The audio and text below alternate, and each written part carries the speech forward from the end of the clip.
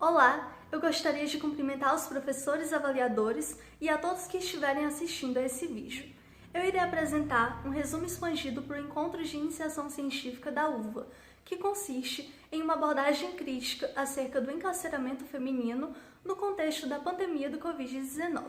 que teve a mim, Wélida Brito, como autora e a professora Luana da Silva Dias como orientadora. Nesse primeiro momento, eu queria dizer que a abordagem nessa pesquisa se deu através do relacionamento entre relatórios, dados e pesquisas publicados sobre o encarceramento feminino, que é marcado por muitas falhas, que vão desde itens básicos de higiene que faltam nessas unidades prisionais, ao emprego de torturas e abusos como uma forma de reeducação e penalização.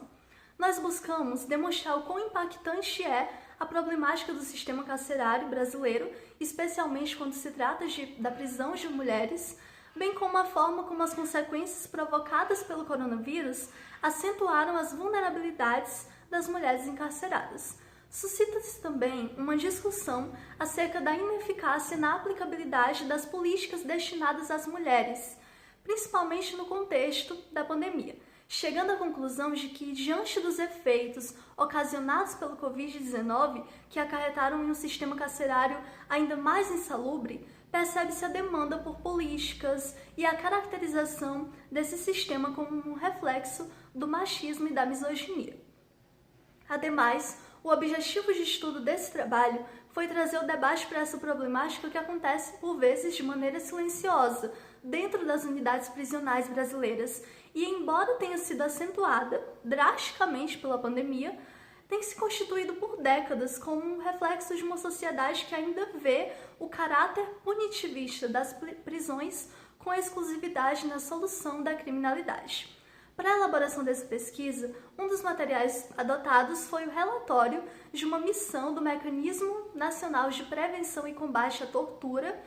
no estado do Amapá, que retratou, com base em fortes relatos, a forma como a pandemia acarretou no aumento da insalubridade das unidades prisionais, principalmente quando se trata das prisões femininas. Eu falarei melhor desse relatório mais adiante. Em relação à metodologia, essa pesquisa é de natureza básica. O método utilizado foi o indutivo, uma vez que partiu de premissas particulares, como a insalubridade que caracteriza o sistema carcerário brasileiro, a marginalização das mulheres na sociedade e a emergência de saúde pública ocasionada pela pandemia do Covid-19, para a premissa geral de que o coronavírus é um fator impulsionador da vulnerabilidade de gênero nos presídios. O objetivo de estudo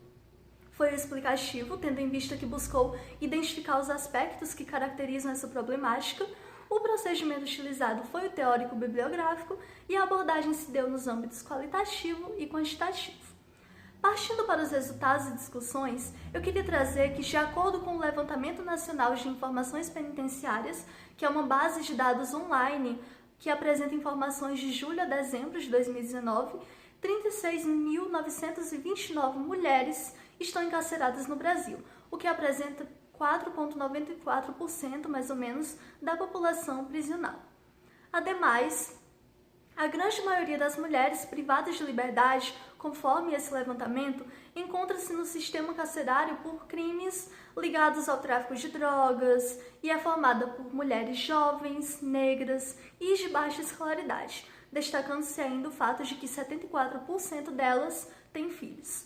Conforme Luciana Borges, as prisões são depósitos do que a sociedade marginaliza e nega. Sob essa perspectiva, ressalta-se que muitas mulheres encarceradas já foram, em algum momento da sua vida, vítimas de violência, de abuso sexual, ou adentraram no mundo das drogas, ou precisaram lidar com a falta de oportunidades. Esses fatores acarretam em uma soma de vulnerabilidades, que contribui para a entrada na criminalidade e também se fazem presentes durante o cumprimento da pena e o período posterior à saída dos presídios, quando elas nem sempre encontram uma rede de apoio e precisam lutar contra o preconceito aqui na sociedade, além dos presídios. É importante perceber que, no contexto da crise sanitária, essa vulnerabilidade tornou-se ainda mais significativa. Por isso, diante da impossibilidade de interrupção das atividades de custódia, de assistência penitenciária e da necessidade de adoção de medidas de higiene, de segurança biológica,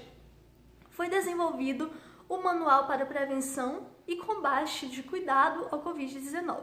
Ele contempla sugestões relacionadas ao uso de máscaras nas unidades prisionais, à ventilação das celas, à realização de salas virtuais para a manutenção do vínculo familiar. Todavia, essas recomendações se mantiveram apenas no âmbito da teoria, já que, de acordo com o levantamento do Datafolha, publicado em 2020, o retrato do sistema carcerário brasileiro são celas escuras, sujas, sem iluminação, com racionamento de água e presos com Covid dividindo a cela com presos sem sintomas e sem a doença. Em contrapartida também a essas medidas de enfrentamento apresentadas no manual, um relatório, que foi o que eu mencionei mais cedo, de uma missão do Mecanismo de Prevenção e Combate à Tortura, fez uma denúncia, tendo como base relatos das presas da unidade prisional do Amapá, mostrando como a pandemia afeta ainda mais significativamente as mulheres encarceradas. O relatório mostra situações que vão de encontro a essas estratégias de contenção e demonstram que, além do aumento no desrespeito às mulheres encarceradas, a pandemia também contribuiu para tratamentos desumanos dentro das prisões. Quando entrevistadas, as mulheres reclamaram da falta de médicos e de atendimento, das agressões verbais, dos maus tratos, da humilhação pedindo por água, e elas não eram atendidas pelo medo que as profissionais tinham do contágio. Então,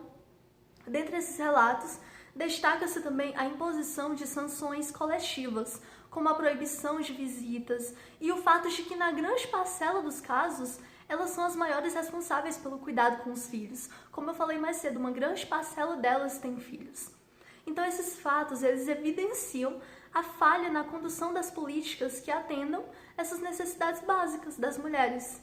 É mister mencionar também que a sobrecarga do sistema carcerário e as dificuldades inerentes à prisão das mulheres, como o afastamento das mães e filhos e a problemática da interrupção dessa relação, ou ainda a discriminação da qual essas mulheres são vítimas e as condições insalubres dos presídios, poderiam ser amenizadas com a implementação de medidas alternativas, como comunidades terapêuticas, tratamento de drogas em centros comunitários, a justiça restaurativa ou penas alternativas.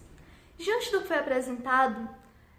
pode-se concluir que o sistema carcerário brasileiro ainda é o reflexo de uma conjuntura social que determina para as mulheres uma posição de marginalização e que a pandemia do Covid-19 afetou drasticamente essa parcela da população, acentuando a insalubridade dos presídios, contribuindo para o aumento das vulnerabilidades e tornando ainda mais significativo o sofrimento nesses ambientes.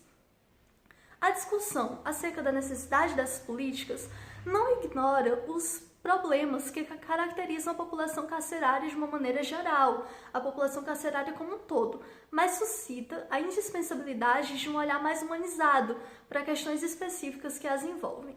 Portanto, para encerrar minha fala, eu queria reiterar a indiscutível relevância da abordagem dessa temática, tanto no âmbito acadêmico quanto no legislativo, sendo fundamental demonstrar que ela justifica-se, sobretudo, por fatores que não podem ser dissociados do contexto social e da posição das mulheres na sociedade. Então é isso, muito obrigada, eu espero ter transmitido da melhor maneira as questões referentes a essa problemática tão impactante.